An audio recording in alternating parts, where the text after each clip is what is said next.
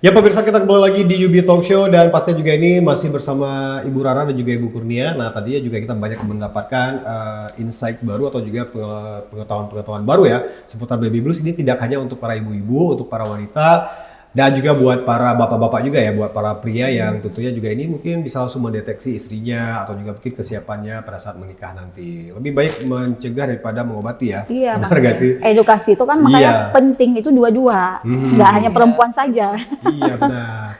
Nah, jadi kita melanjutkan tadi menarik ya, seperti yang disampaikan sama Bu Rara tadi, ternyata ini dari pengalaman dari penelitian dan juga yang terjadi di masyarakat itu yang porsi atau juga persentase orang yang mengalami baby blues ini yang melahirkan secara sesar dan normal itu lebih kepada banyak yang sesar ya. Nah, kenapa nih Bu? Mungkin ada yang lebih spesifiknya ya akibatnya kenapa gitu malah yang sesar tuh lebih banyak mengalami yang namanya juga ya baby blues sih. Baby blues syndrome ini. Oke. Ya. Sesar. Nah, kalau kita lihat ya dari proses persalinannya ini udah beda. Beda. Jadi Ya. beda. Kalau yang normal itu rata-rata 1 hari setelah melahirkan, 2 hari kedua dia udah mulai merasa nyaman ya. Nah, kalau Tessa kan enggak. Oke. Itu malah lama pemulihannya. Iya. Nah, waktu yang lama itu bisa menimbulkan stres kalau tanpa dukungan. Betul. Tanpa dukungan dari suami. Kalau tadi kita berbincang juga sebenarnya dengan Bu Rara, masuk ke ruang operasi juga sendiri, Iya. ditemani oleh suami. Iya. Tetapi memang ada beberapa ya suami tetap Boleh bisa ikut. masuk. Tapi kan tidak semua Tidak rumah semua, sakit. ya. Nah, di ruang pemulihan juga sama seperti itu. Dan juga nanti untuk dia berinteraksi secara langsung dengan anaknya juga agak lama dibandingkan Iya, orang benar. melahirkan normal. Kalau normal biasa sering Langsung. Iya, langsung ya Iya. kan. Bisa ini. Nah, yang membuat orang semakin stres itu di saat dia itu hanya terpaku di tempat tidur, tidak boleh ngapa-ngapain. Betul. Iya, benar. Jadi gimana dia mau mengurus bayi ya karena dia sendiri juga masih ini ya. Iya, kan Benar, masih benar masa sekali. pemulihan itu. Benar Nah, sekali. makanya sangat dibutuhkan dalam kondisi ini dukungan keluarga dan dukungan suami. Iya. Oke. Hal agar tidak berkelanjutan ya. Betul sekali.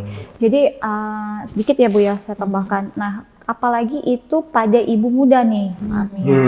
Jadi ibu yang dengan primigravida ataupun kehamilan anak pertama. Nah, kan dia kan masih mencoba untuk beradaptasi secara maksimal nih, Iya. kan? Dari perubahan kondisi yang sebelumnya pada saat dia belum memiliki anak hingga dia memiliki bayi gitu kan. Nah, jadi kan dia mencoba untuk beradaptasi. Aduh, ini mau ngapain ya? Duh, di sini mana ya suamiku mana atau mana si keluargaku. Nah, jadi kalau misalnya tingkat seperti itu aja sudah mulai dia tidak terkontrol, ditambah lagi dengan dia menahan rasa sakit. Oke. Iya kan? Nah, jadi pas setelah operasi sesar itu, ini saya cerita pengalaman pribadi nih. Karena kan Sesar dulu, Ibu. kebetulan udah 4 kali anak, 4 kali saya sesar. Jadi saya ceritakan pengalaman pribadi bagaimana setelah keluar nih dari ruang operasi, kita masuk ke ruang pemulihan dengan yang efek bius itu baru timbul setelah 1 jam persalinan, 1 jam masa bedah, ya kan? Nah, itu sangat sakit, nyarinya itu sangat sakit loh. Iya, bagaimana kita Makanya mau ini jangan, bayi ya. benar, jadi jangan dibilang bahwa kalau yang ibu yang melahirkan secara sesar itu enggak sepenuhnya menjadi ibu. Iya. Saya itu tidak bisa, dan itu saya tidak masuk ke dalam akal saya. Iya, karena mengalami Iya, loh. langsung ya. Benar. Beberapa kali. Benar, jadi jangan Iya. hanya dikira bahwa ibu yang melahirkan persalinan dengan normal bahwa dia sudah seutuhnya menjadi ibu. Tidak, sebenarnya kan dari proses kita hamil, kita merawat dan segala macam sampai nanti si bayinya itu kita susui hingga dia 2 tahun, itu prosesnya sama, mau sama ibu normal, mau sama ibu SC sama semuanya. Psikisnya juga sama semuanya. Kita butuh dukungan dari para suami ataupun keluarga itu sama semuanya. Nah, teknisnya ini yang beda, seperti itu, iya kan? Jadi keluar bayinya ini yang berbeda. Nah, jadi proses pada ibu yang melahirkan persalinan normal ya, malahan kenapa pada ibu yang melahirkan persalinan normal tingkat angka baby blues itu minim terjadi, karena kan mereka ibu yang melahirkan persalinan normal dari 18 jam mau persalinan nih, ya 18 jam itu kan biasanya pada ibu dengan angka kelahiran anak pertama. Tapi kalau yang kedua bisa sampai 12 jam atau 14 jam. Nah, itu didampingi terus sama suami dan keluarga. Nah, kalau pada ibu yang dengan melahirkan sesar ini ya Bu ya, dia ngecek sendiri, masuk ke dalam ruang operasi sendiri. Iya, iya, Jadi iya.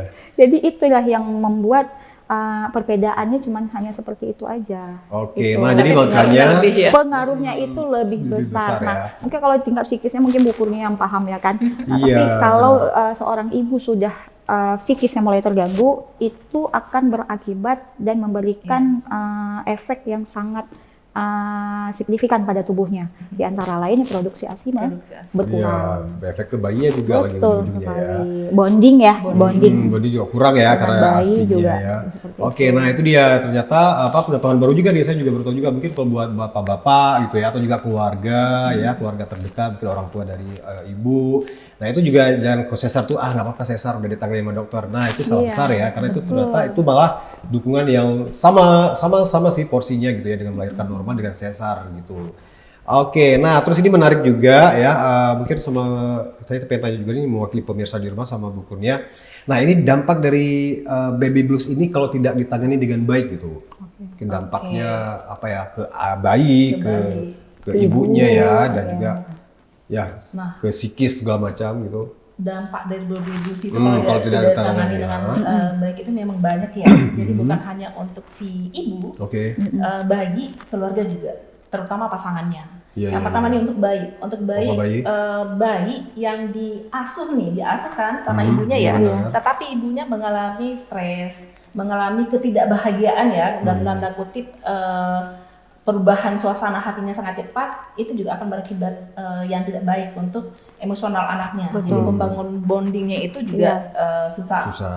Yang kedua untuk suami juga nantinya dia juga akan tertekan nih, karena kan melihat istrinya Iya. yang terus-menerus terus-menerus mengalami gejala-gejala kejiwaan seperti itu kan membuat dia juga stres menghadapinya. Nah, jadi maka pembagian tugas ini keluarga juga akan berpengaruh di lingkungan sosialnya. Nah, yang dibutuhkan itu apa? Tadi penanganan segera. Iya. Karena kalau tidak Segera. nanti berlanjut ke depresi. Iya. Nah, kalau itu tidak Depresi ditangani, postpartum. yang kita khawatirkan itu Iya, iya, akan benar. berlanjut menjadi depresi postpartum dan pada akhirnya nantinya depresi postpartum itu juga menjadi tidak ditangani juga secara baik yang pada akhirnya lama penyembuhannya Iya. dan lama berakibat fatalnya juga untuk pengasuhan dia terhadap anaknya. Dan bisa jadi rumah tangga juga akan terbengkalai ya. Iya. Jadinya otomatis ya Nggak baik, nggak banyak loh. Sering juga terjadi penyebab Iya. baby blues ini maupun baby blues depresi postpartum ke rumah tangga. Iya, jadinya merembes kemana-mana gitu Iya. ya. Makanya yang kita khawatir juga kalau nantinya itu dari baby blues jadi depresi, itu kan banyak kejadian ya. Kenapa Betul. orang tua, seorang ibu kan selalu jadi pertanyaan ya, kenapa seorang ibu tega membunuh anaknya? Betul. Dan itu sangat sering ya, sangat sering kita dapatkan. Nah, ternyata itu dukungan dari Iya, suaminya. yang dulu pernah kejadian itu hanya karena dukungan suaminya itu menganggap bahwa istrinya itu tidak mampu nih Iya. menjaga anak-anaknya. Dan Iya. itu kan udah kronologisnya itu kan bukan hanya pas masa itu aja, tetapi udah dari sejak dia hamil. Sejak dia hamil. Dia mendapatkan hal yang tidak baik dari suaminya itu yang pada akhirnya ya udah daripada nantinya saya ke depannya tidak bisa membina anak tidak ini, bisa. ya udah. Iya. Ya, Iya. berakhirlah Iya. anaknya. Iya. Gitu. Iya, Lebih baik kesian. dibunuh. Iya. Iya. Oke, nah mungkin yang terakhir nih, nah bagaimana nih mungkin dua-dua ya, sama Ibu Rara dan juga sama Ibu Kurnia. Nah jadi bagaimana cara mengatasi baby blues ini? Nah terus juga mungkin sekaligus apa yang bisa kita lakukan secara langsung gitu untuk mendukung ini? Ya mungkin yang terakhir nih sebelum kita closing. Penanganan yang lebih tepat kalau pada ibu yang mengalami baby blues, ya kan? Ya mungkin sering-sering berinteraksi aja lah ya. Oke. Sering-sering berinteraksi, menumbuhkan suatu komunikasi yang positif, ya kan? Yang memberikan efek yang senang, bahagia kepada si ibu, ya kan? Kemudian peran penting dari suami maupun pihak keluarga. Jika ada menemukan tanda dan gejala bahwa istri saya ataupun ibu dari si anak-anak sudah arahnya ke sana nih, arahnya ke arah baby blues.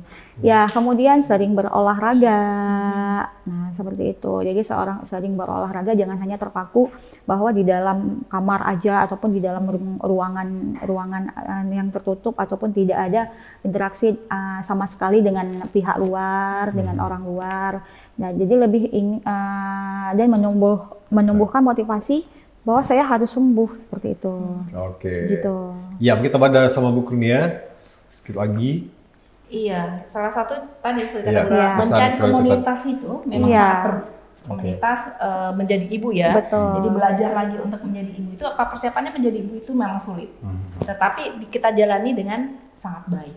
Oke, nah itu dia pemirsa, terima kasih untuk kebersamaannya ya, dan maksudnya juga mudah-mudahan ini bisa menjadi ilmu atau juga pencerahan, dan tentunya juga buat pemirsa di rumah, dan saya Arvin Nasri, dan juga Saya Rodatun Nuzul. Saya Kurnia Ramayanti. iya, kita bertiga pamit, jumpa lagi di episode-episode mendatang. Wabillahi taufiq wal hidayah. Assalamualaikum warahmatullahi wabarakatuh. Sampai jumpa. Waalaikumsalam warahmatullahi wabarakatuh. Terima kasih.